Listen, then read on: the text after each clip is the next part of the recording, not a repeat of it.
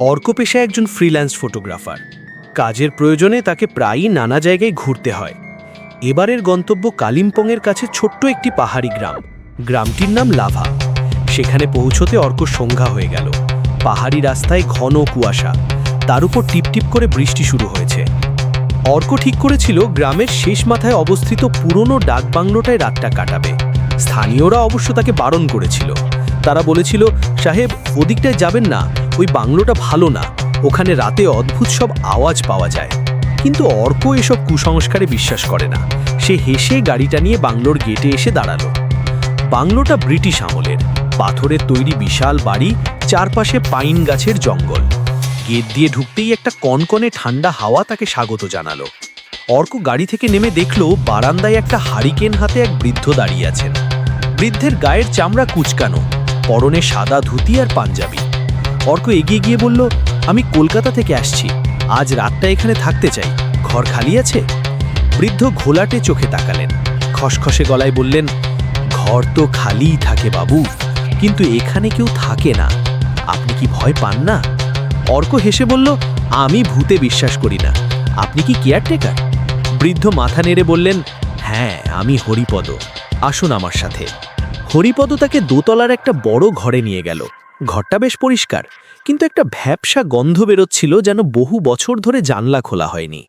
হরিপদ বলল, রাতের খাবার আমি নিচে রেখে আসব, আপনি খেয়ে নেবেন।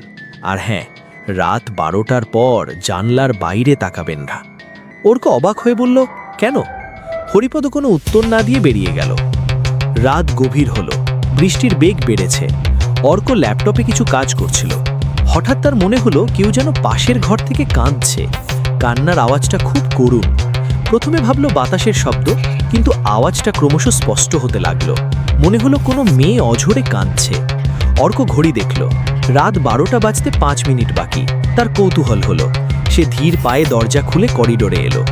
করিডোরটা অন্ধকার, শুধু মাঝে মাঝে বিদ্যুৎ চমকের আলোয় আলোকিত হয়ে উঠছে। কান্নার আওয়াজটা নিচের তলা থেকে আসছে। অর্ক সিঁড়ি দিয়ে নিচে নামলো। ডাইনিং রুমের কাছে এসে সে থমকে গেল। দেখল ডাইনিং টেবিলে একজন বসে আছে, উল্টো দিকে মুখ করে। অর্ক সাহস করে ডাকলো, হরিপদবাবু। মূর্তিটা নড়ল না। অর্ক আরেকটু কাছে গেল। হঠাৎ জানলার কাঁচ ভাঙার মতো বিকট শব্দ হলো, আর একটা দমকা হাওয়া ঘরে ঢুকলো। সেই হাওয়ায় অর্কের হাতের মোমবাতিটা নিভে গেল। অন্ধকারে অর্ক অনুভব করলো তার ঠিক কানের কাছে কেউ ফিসফিস করে বলছে, তোকে বারণ করেছিলাম না জানলার দিকে তাকাতে? অর্কের মেরুদণ্ড দিয়ে একটা ঠান্ডা স্রোত বয়ে গেল। সে পকেট থেকে দেশলাই বের করে জ্বালাতেই শিউরে উঠল। ডাইনিং টেবিলে কেউ নেই, কিন্তু টেবিলের উপর ধুলোর আস্তরণ জমে আছে, যেন বহুদিন কেউ এখানে বসেনি। অথচ একটু আগেই সে হরিপদর রান্না করা খাবার খেয়েছিল। ভয়ে অর্কের হাত পা কাঁপতে লাগলো।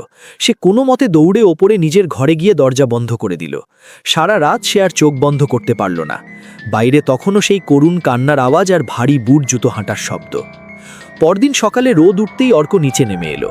বাংলোর গেটে কয়েকজন গ্রামবাসী দাঁড়িয়েছিল। তারা অর্ককে জীবিত দেখে অবাক হয়ে গেল। একজন গ্রামবাসী বলল, বাবু, আপনি বেঁচে আছেন? কাল রাতেই পোড়াবাড়িতে ছিলেন। অর্ক অবাক হয়ে বলল, পোড়াবাড়ি মানে? আর কেয়ারটেকার হরিপদবাবু কোথায়? গ্রামবাসীরা একে অপরের দিকে তাকালো। একজন বয়স্ক লোক বলল, বাবু, এই বাংলোয় গত 10 বছর ধরে কেউ থাকে না। 10 বছর আগে এক অগ্নিকাণ্ডে কেয়ারটেকার হরিপদ আর তার মেয়ে মারা গিয়েছিল। তারপর থেকেই বাংলো অভিশপ্ত। অর্ক বিশ্বাস করতে পারছিল না। সে বলল, কিন্তু আমি তো কাল রাতেও ওনার হাতে চা খেয়েছি, ওনার সাথে কথা বলেছি। গ্রামবাসীটি আঙুল দিয়ে বাংলোর পিছনের দিকে দেখালো। সেখানে দুটো পুরনো কবর। কবরের ফলকে শ্যাওলা জমেছে, কিন্তু নামটা স্পষ্ট পড়া যাচ্ছে, হরিপদ দাস। অর্ক পকেটে হাত দিল গাড়ির চাবি বের করার জন্য। হঠাৎ পকেট থেকে একটা কাগজ পড়ে গেল।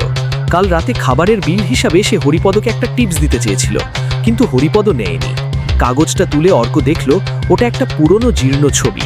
ছবিতে হরিপদ দাঁড়িয়ে আছে, আর তার পাশে একটি ছোট্ট মেয়ে। ছবির পেছনে লাল কালিতে লেখা, অতিথি আপ্যায়নের জন্য ধন্যবাদ। অর্কের হাত থেকে ছবিটা পড়ে গেল। সে আর এক মুহূর্ত দেরি না করে গাড়িতে স্টার্ট দিল। রিয়ার ভিউ মিরার এসে দেখল দোতলার সেই বন্ধ জানলায় হরিপদ আর তার মেয়ে দাঁড়িয়ে আছে, আর তাদের মুখে এক রহস্যময় হাসি।